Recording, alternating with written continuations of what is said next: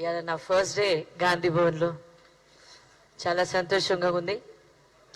ఈ పార్లమెంట్ కోసం అప్లికేషన్ ఇవ్వటానికి మేమందరు ఖమ్మం నుంచి వచ్చాము.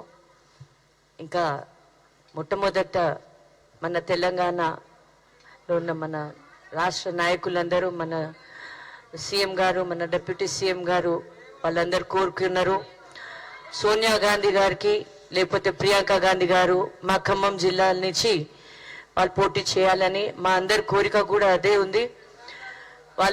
వాళ్ళు వచ్చి ఖమ్మం జిల్లాలో వచ్చి పోటీ చేస్తే మేము ఇవాళ నుంచే ఈ పని కూడా స్టార్ట్ చేసేసాము వాళ్ళ కోసము. వాళ్ళు ఇక్కడ ఖమ్మం జిల్లాని పోటీ చేసే వాళ్ళకి మేము భారీ మెజారిటీతోని గెలిపించి పార్లమెంట్కి పంపిస్తాము.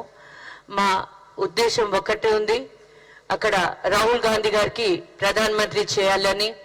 కాబట్టి అధిష్టానం ఏ నిర్ణయం తీసుకుంటే దాన్ని మేము కట్టుబడి ఉంటాము. వాళ్ళు సోనియా గాంధీ గారికి చేయమంటే వాళ్ళ కోసం మేము పనిచేసి వాళ్ళని గెలిపిస్తాము. తర్వాత వాళ్ళు ఏ నిర్ణయం తీసుకుంటే దానికి మేము కట్టుబడి ఉంటాము.